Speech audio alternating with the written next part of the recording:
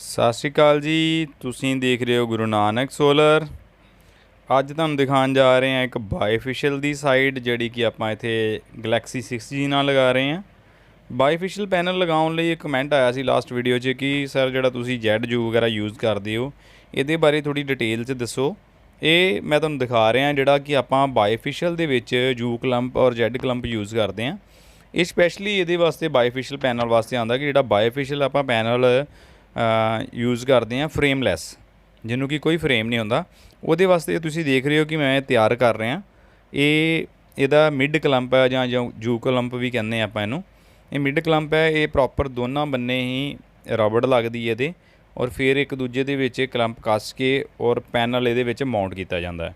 ਇਹ ਤੁਸੀਂ ਦੇਖੋ ਪੂਰਾ ਤਿਆਰ ਕਰ ਰਿਹਾ ਮੈਨੂੰ, ਔਰ ਇਹਦੇ ਤਿਆਰ ਕਰਕੇ ਫਿਰ ਇਹਨੂੰ ਸਪਰਿੰਗ ਨਟ, ਇਹਦਾ ਐਲਕੀ ਨਟ ਲਗਾ ਕੇ ਨੀਚੇ ਵਾਲਾ ਪਾਰਟ ਹੈ ਔਰ ਉੱਪਰ ਵਾਲਾ ਪਾਰਟ, ਇਹ 'ਚ ਕੱਟ ਬਣਿਆ ਹੁੰਦਾ, ਦੋਨਾਂ ਕੱਟ ਦੇ ਵਿੱਚ ਇਹਨੂੰ ਫਸਾ ਦੀਦਾ ਕਿ ਇਹ ਬਾਅਦ 'ਚੋਂ ਨਿਕਲਦਾ ਨਹੀਂ ਆ। ਦੇਖੋ ਇਹ ਪ੍ਰੋਪਰ ਇਹ ਫਿਕਸ ਹੋ ਗਿਆ, ਔਰ ਇਹਦੇ ਨਾਲ ਫਿਰ ਇਹਦੀ ਜਿਹੜੀ ਆਪਣੀ ਪਰਲਿਨ ਦੇ ਵਿੱਚ ਇਹ ਥੱਲੇ ਸਪਰਿੰਗ ਨਟ ਪੈਂਦਾ ਹੈ, ਔਰ ਉੱਪਰੋਂ ਦੀ ਜਿਹੜੀ ਆਪਾਂ ਕੱਸਦੇ ਹਾਂ ਐਲਕੀ ਨਟ ਹੁੰਦਾ ਹੈ। ਇਹਦੇ ਨਾਲ ਆਪਾਂ ਇਹਨੂੰ ਪ੍ਰੋਪਰ ਲਗਾ ਕੇ ਔਰ ਫਿਰ ਇਹਨੂੰ ਜਿਹੜਾ ਵਾ ਉਹ ਤਿਆਰ ਕੀਤਾ ਜਾਂਦਾ ਹੈ ਕਿ ਇਹਦੇ ਵਿੱਚ ਜਿਹੜਾ ਪੈਨਲ ਸਾਡਾ ਮਾਊਂਟ ਹੋਏਗਾ। ਇਹ ਪ੍ਰੋਪਰ ਪੈਨਲ ਨੂੰ ਦੋਨਾਂ ਬੰਨਿਓਂ ਜਿਹੜਾ ਪ੍ਰੈਸ ਕਰਕੇ ਫੜ ਲੈਂਦਾ, ਔਰ ਪੈਨਲਸ ਵਿੱਚੋਂ ਜਿਹੜਾ ਸਲਿੱਪ ਨਹੀਂ ਹੁੰਦਾ। ਇਹ ਸਪੈਸ਼ਲੀ ਜਿਹੜਾ ਬਾਈਫਿਸ਼ਲ ਮੋਡੀਊਲ ਜਿਹੜਾ ਆਉਂਦਾ ਹੈ ਫਰੇਮਲੈਸ, ਇਹ ਉਹਦੇ ਵਾਸਤੇ ਹੀ ਕਲੈਂਪ ਯੂਜ਼ ਹੁੰਦਾ ਹੈ, ਹੋਰ ਇਹ ਕਿਤੇ ਯੂਜ਼ ਨਹੀਂ ਹੁੰਦਾ। ਇਹ ਇਹਦਾ ਐਂਡ ਕਲੈਂਪ ਹੈ, ਉਹ ਜਿਹੜਾ ਤੁਸੀਂ ਦੇਖਿਆ ਉਹ ਮਿਡ ਕਲੈਂਪ ਸੀਗਾ। ਸੇਮ ਉਸੇ ਤਰ੍ਹਾਂ ਕੱਟ ਬਣਿਆ ਹੁੰਦਾ, ਇਹਦੇ ਨਾਲ ਵੀ ਥੱਲੇ ਸਪਰਿੰਗ ਨਟ ਔਰ ਲਗਾ ਕੇ ਇਹਨੂੰ ਐਂਡ ਸਾਈਡ 'ਤੇ ਲਗਾਇਆ ਜਾਂਦਾ, ਔਰ ਮਿਡ ਕਲੈਂਪ ਵਿਚਕਾਰ ਲਗਾਇਆ ਜਾਂਦਾ। ਇਹ ਓਨਲੀ ਅਤੇ ਓਨਲੀ ਸਿਰਫ ਇਸੇ ਕੰਮ ਵਾਸਤੇ ਹੀ ਯੂਜ਼ ਹੁੰਦਾ ਹੈ। ਜਿਹੜਾ ਬਾਈਫਿਸ਼ਲ ਕੋਈ ਵੀ ਕੰਪਨੀ ਦਾ ਪੈਨਲ ਹੋਏਗਾ ਜਿਹੜਾ ਫਰੇਮਲੈਸ, ਉਹਨੂੰ ਹੀ ਇਹ ਜੈਡ ਜੂ ਕਲੰਪ ਲੱਗਣਗੇ। ਔਰ ਇੰਸਟਾਲੇਸ਼ਨ ਆਪਾਂ ਸ਼ੁਰੂ ਕਰ ਚੁੱਕੇ ਹਾਂ ਸਾਈਡ ਦੀ। ਇੰਸਟਾਲੇਸ਼ਨ ਦੀ ਬਹੁਤੀ ਡਿਟੇਲ 'ਚ ਮੈਂ ਤੁਹਾਨੂੰ ਨਹੀਂ ਦਿਖਾਵਾਂਗਾ ਕਿ ਇੰਸਟਾਲੇਸ਼ਨ ਆਪਾਂ ਕਿੱਦਾਂ ਕੀ ਕਰਦੇ ਹਾਂ ਕਿੱਦਾਂ ਨਹੀਂ, ਸਿਰਫ ਜੇ ਇੱਕ ਸ਼ਾਰਟ ਵੀਡੀਓ ਦੇ ਵਿੱਚ ਹੀ ਫਾਸਟ ਫੋਰਵਰਡ ਦੇ ਵਿੱਚ ਦਿਖਾਵਾਂਗਾ ਕਿ ਬਾਈਫਿਸ਼ਲ ਨੂੰ ਆਪਾਂ ਕਿੱਦਾਂ ਮਾਊਂਟ ਕਰਦੇ ਹਾਂ। ਇਹ ਵੀਡੀਓ ਜ਼ਰੂਰ ਤੁਹਾਨੂੰ ਮੈਂ ਦਿਖਾਵਾਂਗਾ ਬਾਈਫਿਸ਼ਲ ਦੀ ਮਾਊਂਟਿੰਗ ਕਰਦੇ ਹਾਂ, ਕਿਉਂਕਿ ਇਹ ਥੋੜ੍ਹਾ ਜਿਹਾ ਪੈਨਲ ਫਰੇਮਲੈਸ ਹੋਣ ਕਰਕੇ ਥੋੜ੍ਹਾ ਰਿਸਕ ਰਹਿੰਦਾ ਪੈਨਲ ਨੂੰ ਲਗਾਉਣ ਦਾ। ਔਰ ਵੈਸੇ ਰਿਸਕ ਵਾਲੀ ਕੋਈ ਗੱਲ ਹੁੰਦੀ ਨਹੀਂ ਹੈ ਕਿ, ਪਰ ਫਿਰ ਵੀ ਥੋੜ੍ਹਾ ਜਿਹਾ ਸੇਫਟੀ 'ਚ ਯੂਜ਼ ਕਰਨੀ ਪੈਂਦੀ ਹੈ ਇਹਨਾਂ ਕੰਮ ਦੇ ਵਿੱਚ। ਔਰ ਇਹ ਫਾਸਟ ਫੋਰਵਰਡ ਦੇ ਵਿੱਚ ਹੀ ਦਿਖਾ ਰਹੇ ਹਾਂ। ਅੱਜ ਆਪਾਂ ਮੇਨ ਗੱਲ ਕਰਾਂਗੇ ਇਹ ਬਾਈਫਿਸ਼ਲ ਪੈਨਲ ਲਗਾਉਣ ਦੀ ਜ਼ਰੂਰਤ ਕੀ ਹੈ ਔਰ ਕਿਉਂ ਆਪਾਂ ਬਾਈਫਿਸ਼ਲ ਪੈਨਲ ਲਗਾਉਂਦੇ ਹਾਂ।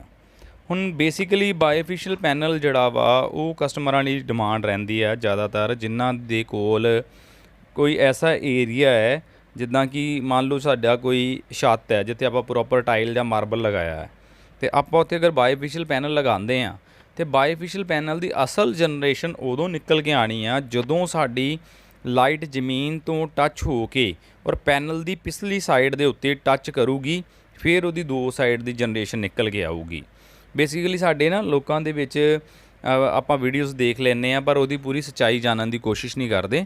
ਮੈਨੂੰ ਇੱਕ ਕਮੈਂਟ ਦੇ ਵਿੱਚ ਆਇਆ ਸੀ ਕਿ ਭਾਜੀ ਤੁਸੀਂ ਇਹਦੇ ਬਾਰੇ ਥੋੜ੍ਹੀ ਨੌਲੇਜ ਜ਼ਰੂਰ ਦਿਓ, ਔਰ ਅੱਜ ਦੀ ਬੇਸਿਕ ਇਹ ਨੌਲੇਜ 'ਤੇ ਹੀ ਵੀਡੀਓ ਰਹੂਗੀ। ਬਾਕੀ ਤੁਸੀਂ ਵੀਡੀਓ ਦੇ ਵਿੱਚ ਚੱਲਦੀ ਦੇਖ ਰਹੇ ਹੋ ਕਿ ਇੰਸਟਾਲੇਸ਼ਨ ਹੋ ਰਹੀ ਹੈ, ਔਰ ਨੌਲੇਜ ਦੀ ਹੀ ਗੱਲ ਮੈਂ ਅੱਜ ਕਰਾਂਗਾ ਤੁਹਾਡੇ ਨਾਲ। ਬਾਈਫਿਸ਼ਲ ਦਾ ਹੁਣ ਤੁਸੀਂ ਇਹ ਵੀ ਛੱਤ ਹੈ ਜਿਹੜੀ ਇਹਨੂੰ ਗੌਰ ਨਾਲ ਦੇਖੋਗੇ, ਕਸਟਮਰ ਨੇ ਪੂਰੀ ਛੱਤ ਨੂੰ ਵਾਈਟ ਪੇਂਟ ਕਰਾਇਆ ਹੋਇਆ, ਔਰ ਵਾਈਟ ਪੇਂਟ ਦਾ ਇੱਥੇ ਫਾਇਦਾ ਕੀ ਨਿਕਲੂਗਾ ਕਿ ਜਿਹੜੀ ਲਾਈਟ ਹੈ ਉਹ ਜ਼ਮੀਨ ਨਾਲ ਟਕਰਾ ਕੇ ਜਿਹੜੀ ਵਾਪਸ ਲਾਈਟ ਥੱਲੋਂ ਪੈਨਲ ਨੂੰ ਵੱਜੂਗੀ, ਉਹਦੇ ਨਾਲ ਹੀ ਉਹਦੀ ਦੂਸਰੀ ਸਾਈਡ ਦੀ ਜਨਰੇਸ਼ਨ ਨਿਕਲ ਕੇ ਆਊਗੀ। ਹੁਣ ਬੇਸਿਕਲੀ ਆਪਾਂ ਬਹੁਤ ਸਾਰੀਆਂ ਵੀਡੀਓਜ਼ ਦੇਖਦੇ ਹਾਂ ਕਿ ਬੈਸਟ ਪੈਨਲ ਹੁੰਦਾ ਕਿਉਂ ਆ, ਇਹਦੇ ਬਾਰੇ ਗੱਲ ਕਰਦੇ ਹਾਂ ਆਪਾਂ। ਜਿਹੜਾ ਬਾਈਫਿਸ਼ਲ ਪੈਨਲ ਹੈਗਾ, ਜਦੋਂ ਆਪਾਂ ਦੇਖਦੇ ਹਾਂ ਕਿ ਇਹ ਜਿਹੜੀ ਟੈਕਨੋਲੋਜੀ ਹੈ ਮੋਨੋਪਰਕ ਹਾਫ ਕੱਟ ਦੇ ਵਿੱਚ ਲਗਾ ਰਹੇ ਹਾਂ ਆਪਾਂ, ਜਿਹੜੀ ਇਹ ਵਾਲੀ ਟੈਕਨੋਲੋਜੀ ਲੱਗ ਰਹੀ ਹੈ। ਬੇਸਿਕਲੀ ਮੋਨੋਪਰਕ ਦੇ ਵਿੱਚ ਹੀ ਪਹਿਲਾਂ ਆਉਂਦਾ ਸੀਗਾ ਬਾਈਫਿਸ਼ਲ ਪੈਨਲ, ਔਰ ਮੋਨੋਪਰਕ ਹਾਫ ਕੱਟ 'ਚ ਵੀ ਹੁਣ ਆ ਗਿਆ। ਹਾਫ ਕੱਟ ਬਾਰੇ ਔਰ ਮੋਨੋਪਰਕ ਬਾਰੇ ਇੱਕ ਮੈਂ ਅਗਲੀ ਵੀਡੀਓ ਲੈ ਕੇ ਆਵਾਂਗਾ ਜਿਸ 'ਚ ਇਹਨਾਂ ਦੋਨਾਂ ਦਾ ਡਿਫਰੈਂਸ ਦਿਖਾਵਾਂਗਾ ਕੀ ਹੁੰਦਾ। ਔਰ ਇਹਦੇ ਵਿੱਚ ਮੈਂ ਤੁਹਾਨੂੰ ਸਿਰਫ ਇੰਨਾ ਦੱਸਾਂਗਾ ਕਿ ਜਿਹੜਾ ਮੋਨੋਪਰਕ ਕਹਿੰਦੇ ਆ ਜੀ ਹਾਈ ਟੈਂਪਰੇਚਰ ਦੇ ਉੱਤੇ ਜਿਹੜਾ ਇਹ ਪ੍ਰੋਪਰ ਕੰਮ ਕਰਦਾ, ਔਰ ਬਾਈਫਿਸ਼ਲ ਉਹਦੇ ਤੋਂ ਵੀ ਵੱਧ ਕੰਮ ਕਰਦਾ। ਉਹਦਾ ਰੀਜ਼ਨ ਕੀ ਹੁੰਦਾ ਕਿ ਜਦੋਂ ਇਹਦੇ ਉੱਤੇ ਲਾਈਟ ਪਏਗੀ, ਜਿਹੜੀਆਂ ਸਾਡੀਆਂ ਸੂਰਜ ਦੀਆਂ ਕਿਰਨਾਂ ਨੇ ਉਹ ਕੁਛ ਉੱਪਰੋਂ ਜਦੋਂ ਪੈਨਲ ਦੇ ਉੱਤੇ ਪੈ ਗਈਆਂ, ਉਹਦੀ ਪੂਰੀ ਲਾਈਟ ਜਿਹੜੀ ਆ ਉਹ ਜਿੰਨੀ ਉਹਨੇ ਅਬਜ਼ੋਰਵ ਕਰਨੀ ਸੀ ਕਰਕੇ, ਉਸ ਤੋਂ ਬਾਅਦ ਐਕਸਟਰਾ ਲਾਈਟ ਜਿਹੜੀ ਥਰੂ ਆਊਟ ਆਫ ਹੋ ਜਾਂਦੀ ਹੈ, ਦੋਨਾਂ ਬੰਨੇ ਨਿਕਲ ਜਾਂਦੀ ਹੈ, ਔਰ ਉਹ ਪੈਨਲ ਜ਼ਿਆਦਾ ਗਰਮ ਨਹੀਂ ਹੁੰਦਾ, ਸੈੱਲ ਜ਼ਿਆਦਾ ਗਰਮ ਨਹੀਂ ਹੁੰਦਾ। ਪੋਲੀ ਦੇ ਵਿੱਚ ਕੀ ਹੁੰਦਾ ਕਿ ਪੋਲੀ 'ਚ ਜਦੋਂ ਉਹ ਲਾਈਟ ਪੈਂਦੀ ਆ ਅਤੇ ਉਹ ਪੈਨਲ ਜਿਹੜਾ ਵਾ ਉਹ ਲਾਈਟ ਕਿਸੇ ਬੰਨੇ ਨਿਕਲਦੀ ਨਹੀਂ ਆ, ਔਰ ਉਹ ਸੈੱਲ ਜ਼ਿਆਦਾ ਗਰਮ ਹੋਣ ਕਰਕੇ ਹਾਈ ਟੈਂਪਰੇਚਰ 'ਚ ਉਹਦੀ ਵੋਲਟੇਜ ਜਿਹੜੀ ਹੈ ਡ੍ਰੌਪ ਹੋ ਜਾਂਦੀ ਹੈ।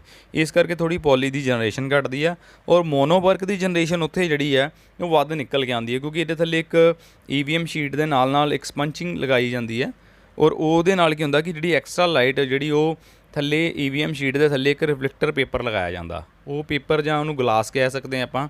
ਉਹਦਾ ਕੰਮ ਕੀ ਹੁੰਦਾ ਕਿ ਜਿਹੜੀ ਲਾਈਟ ਉੱਪਰੋਂ ਤੇ ਆ ਗਈ ਪੈਨਲ ਦੇ ਉੱਤੇ, ਸੈੱਲ ਦੇ ਉੱਤੇ, ਉਹਦੇ ਤੋਂ ਬਾਅਦ ਜਿਹੜੀ ਉਹਦੀ ਹੀਟ ਬਚੀ ਉਹ ਥੱਲੇ ਜਿਹੜਾ ਪੇਪਰ ਲੱਗਦਾ, ਵਾਈਟ ਪੇਪਰ ਜਾਂ ਕਹਿ ਲਈਏ ਜਾਂ ਉਹਨੂੰ ਰਿਫਲੈਕਟਰ ਪੇਪਰ ਕਹਿ ਲਈਏ, ਉਹਦੇ ਨਾਲ ਟਕਰਾ ਕੇ ਜਿਹੜੀ ਲਾਈਟ ਬਚ ਜਾਂਦੀ ਆ, ਫਿਰ ਉਹ ਦੁਬਾਰਾ ਸੈੱਲ ਨੂੰ ਮਿਲਦੀ ਹੈ ਅਤੇ ਉਹਦੇ ਨਾਲ ਉਹਦੀ ਜਨਰੇਸ਼ਨ ਪਲੱਸ ਹੋ ਜਾਂਦੀ ਹੈ। ਤਾਂ ਹੀ ਉਹਦੀ ਜਨਰੇਸ਼ਨ ਜਿਹੜੀ ਐਕਸਟਰਾ ਨਿਕਲ ਕੇ ਆਉਂਦੀ ਹੈ।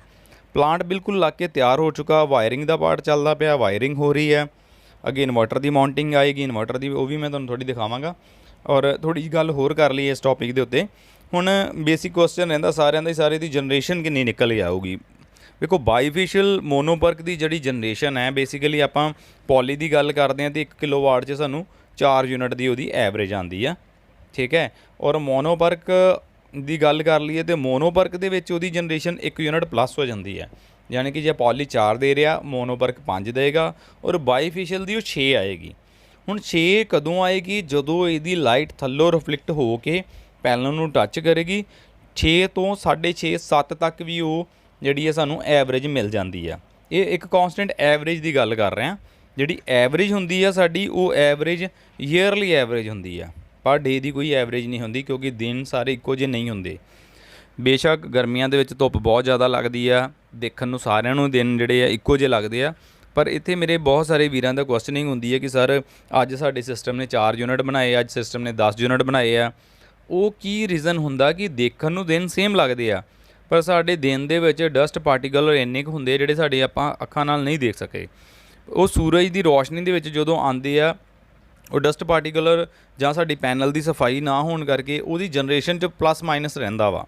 ਅਗਰ ਪੈਨਲ ਬਿਲਕੁਲ ਸਾਫ਼ ਨੇ, ਸਾਫ਼ ਸੁਥਰੇ ਨੇ ਔਰ ਸਾਡੀ ਜਿਹੜੀ ਜਨਰੇਸ਼ਨ ਪ੍ਰੋਪਰ ਨਿਕਲ ਕੇ ਆਊਗੀ, ਉੱਥੇ ਸਾਨੂੰ ਕਦੀ ਇਹ ਦਿੱਕਤ ਨਹੀਂ ਆਊਗੀ ਕਿ ਸਾਡੀ ਜਨਰੇਸ਼ਨ ਘੱਟ ਆ ਰਹੀ ਹੈ।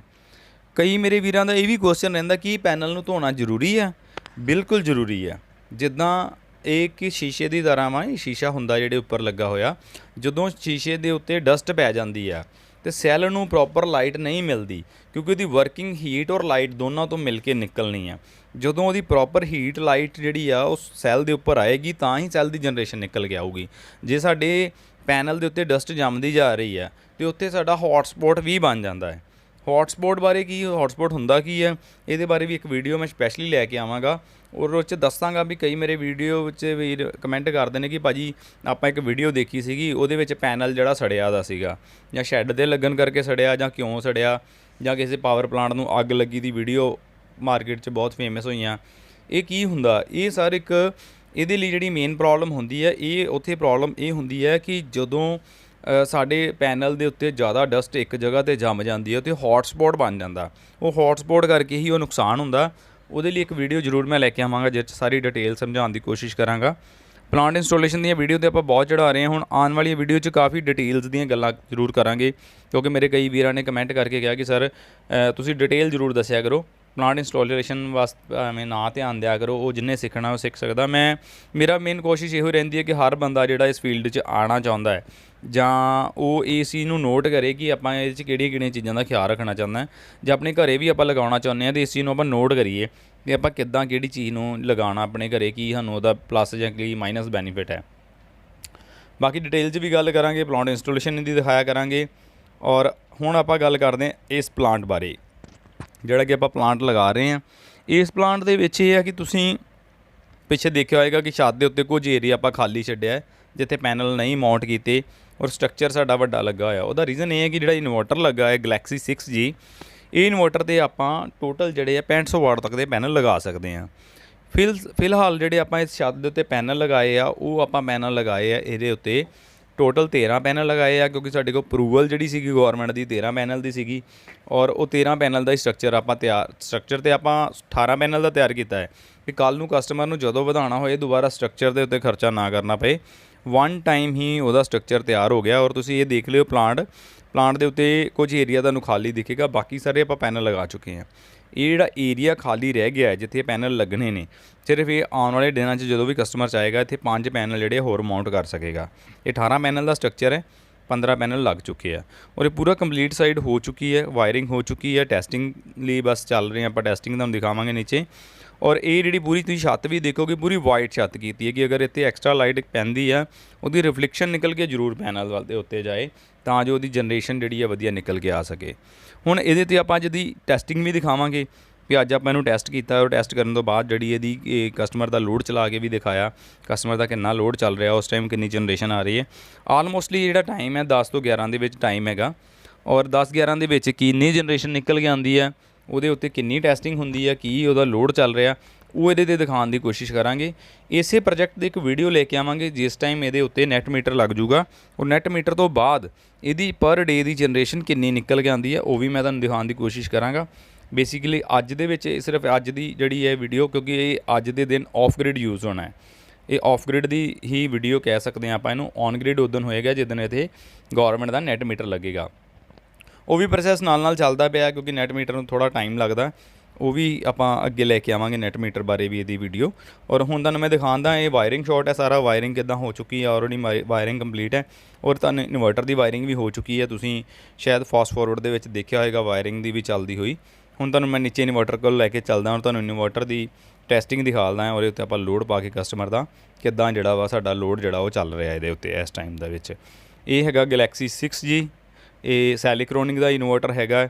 ਇਹ ਹੁਣ ਤੱਕ ਦਾ ਸਭ ਤੋਂ ਲੇਟੈਸਟ ਇਨਵਰਟਰ ਹੈਗਾ। ਤੁਸੀਂ ਅਗਰ ਇਹਦੇ ਬਾਰੇ ਕਾਫੀ ਵੀਡੀਓਜ਼ ਦੇਖੀਆਂ ਹੋਣਗੀਆਂ, ਇਹ 6G ਦਾ ਮਤਲਬ 6 ਜਨਰੇਸ਼ਨ ਤੋਂ ਹੈ। ਔਰ ਇਸ ਟਾਈਮ ਦੇਖੋ ਸੋਲਰ ਪੈਨਲ ਦੀ ਜਿਹੜੀ ਇਸ ਟਾਈਮ ਲਾਈਟ ਆ ਰਹੀ ਹੈ ਉਹ ਟਾਈਮ 12:10 ਹੋ ਚੁੱਕੇ ਆ, ਤੁਸੀਂ ਸਾਹਮਣੇ ਸਕਰੀਨ 'ਤੇ ਦੇਖ ਰਹੇ ਹੋ। ਔਰ ਐਨਰਜੀ ਇਸ ਟਾਈਮ 3.24 ਕਿਲੋਵਾਟ ਯਾਨੀ ਕਿ 3.5 ਕਿਲੋਵਾਟ ਦੀ ਅਜੇ ਜਿਹੜੀ ਹੈ ਇਹ ਯੂਟੀਲਾਈਜ਼ ਹੋ ਰਹੀ ਹੈ। ਔਰ ਸੀਟੀ ਸੈਂਸਰ ਦੇ ਨਾਲ ਇਹਨੂੰ ਆਪਾਂ ਆਪਰੇਟ ਕਰਾਇਆ ਹੈ। ਇਸ ਟਾਈਮ ਇਹ ਲਾਈਟ ਨਹੀਂ ਯੂਜ਼ ਕਰ ਰਿਹਾ, ਜਿੰਨਾ ਘਰ ਦਾ ਲੋਡ ਚੱਲ ਰਿਹਾ ਹੈ ਓਨੀ ਹੀ ਪ੍ਰੋਡਕਸ਼ਨ ਉੱਤੋਂ ਨਿਕਲ ਕੇ ਆ ਰਹੀ ਹੈ। ਇਸ ਟਾਈਮ ਦੇ ਵਿੱਚ ਜਿਹੜਾ ਆਪਾਂ ਤੁਹਾਨੂੰ ਸਕਰੀਨ 'ਤੇ ਦਿਖਾਇਆ ਓਨੀ ਹੀ ਪ੍ਰੋਡਕਸ਼ਨ ਉੱਤੋਂ ਆ ਰਹੀ ਹੈ ਔਰ ਓਨਾ ਹੀ ਲੋਡ ਚੱਲਦਾ ਪਿਆ। ਔਰ ਇਹ ਤੁਸੀਂ ਦੇਖ ਰਹੇ ਹੋ ਇਹਦਾ ਸੀਟੀ ਸੈਂਸਰ। ਇਹ ਸੀਟੀ ਸੈਂਸਰ ਦਾ ਵਰਕਿੰਗ ਇਹ ਹੁੰਦੀ ਹੈ ਕਿ ਜਿੰਨੀ ਲਾਈਟ ਜਿਹੜੀ ਆਪਾਂ ਘਰ ਦੇ ਵਿੱਚ ਯੂਜ਼ ਕਰ ਰਹੇ ਹਾਂ ਉਹ ਸਿਰਫ ਓਨੀ ਹੀ ਪ੍ਰੋਡਕਸ਼ਨ ਇਨਵਰਟਰ ਦਊਗਾ, ਐਕਸਟਰਾ ਪ੍ਰੋਡਕਸ਼ਨ ਨਹੀਂ ਦਊਗਾ ਕਿ ਜਿਹੜੀ ਸਾਡੀ ਗ੍ਰਿਡ ਨੂੰ ਚਲੀ ਜਾਏ, ਕਿਉਂਕਿ ਗ੍ਰਿਡ ਨੂੰ ਆਪਾਂ ਲਾਈਟ ਉਦੋਂ ਹੀ ਭੇਜਾਂਗੇ ਜਦੋਂ ਸਾਡਾ ਨੈਟ ਮੀਟਰ ਲੱਗ ਜਾਏਗਾ। ਔਰ ਇਹ ਇਹਦਾ AC/DC ਬਾਕਸ ਹੈ, ਇਹਦੇ ਵਿੱਚ ਜਿਹੜਾ ਇਨਬਿਲਡ ਕੰਪਨੀ ਵੱਲੋਂ ਆਉਂਦਾ ਹੈ। ਇਹ 4 ਇਨਪੁੱਟ ਫਿਊਜ਼ ਨੇ, 2 ਪੋਜ਼ਿਟਿਵ ਦੇ 2 ਨੈਗੇਟਿਵ ਦੇ, ਕਿਉਂਕਿ ਇਹ ਡਿਊਲ MPPT ਇਨਵਰਟਰ ਹੈਗਾ ਸਾਡਾ, ਇਹ 'ਚ 2 MPPT ਲੱਗੇ ਹੋਏ ਨੇ। ਔਰ ਇਸ ਤੋਂ ਬਾਅਦ ਇਹਦੇ ਵਿੱਚ ਜਿਹੜਾ ਸਮਾਰਟ ਲੋਡ ਦੀ ਇੱਕ ਆਪਸ਼ਨ ਹੈਗੀ ਹੈ, ਇੱਕ ਨੋਰਮਲ ਲੋਡ ਦੀ ਆਪਸ਼ਨ ਹੈਗੀ ਆ। ਸਮਾਰਟ ਲੋਡ ਉਹ ਆ ਜਿਹਦੇ 'ਤੇ ਆਪਾਂ ਆਪਣੇ ਹੈਵੀ ਲਾਈਨ ਚਲਾਉਂਦੇ ਹਾਂ, AC ਵਗੈਰਾ ਸਮਥਿੰਗ। ਇਹ AC ਇਨਪੁੱਟ ਦੀ ਹੈਗੀ ਆ ਔਰ ਨਾਲ SPD ਲੱਗਾ ਹੋਇਆ, AC SPD। ਇਹ ਕੰਪਲੀਟ ਜਿਹੜਾ ਤੁਸੀਂ ਸੈਟਅਪ ਦੇਖ ਰਹੇ ਹੋ ਪੂਰਾ ਸੈਟਅਪ ਲੱਗ ਕੇ ਤਿਆਰ ਹੋ ਚੁੱਕਾ ਔਰ ਘਰ ਦਾ ਲੋਡ ਚੱਲ ਰਿਹਾ। ਜਿੱਦਾਂ ਮੈਂ ਤੁਹਾਨੂੰ ਦਿਖਾਇਆ ਸੀ ਕਿ ਸਾਰਾ ਘਰ ਦਾ ਲੋਡ ਚਲਾਇਆ ਸੀ, 3.5 ਕਿਲੋਵਾਟ ਹੀ ਘਰ ਦਾ ਲੋਡ ਸੀਗਾ ਔਰ ਸਾਰੇ ਦਾ ਸਾਰਾ ਓਨੀ ਹੀ ਪ੍ਰੋਡਕਸ਼ਨ ਉੱਤੋਂ ਨਿਕਲ ਕੇ ਆ ਰਹੀ ਸੀ। ਵੀਡੀਓ 'ਤੇ ਪਹਿਲੀ ਵਾਰੀ ਆਏ ਹੋ ਲਾਈਕ ਅਤੇ ਸਬਸਕ੍ਰਾਈਬ ਕਰਕੇ ਜ਼ਰੂਰ ਜਾਇਓ। ਧੰਨਵਾਦ ਜੀ।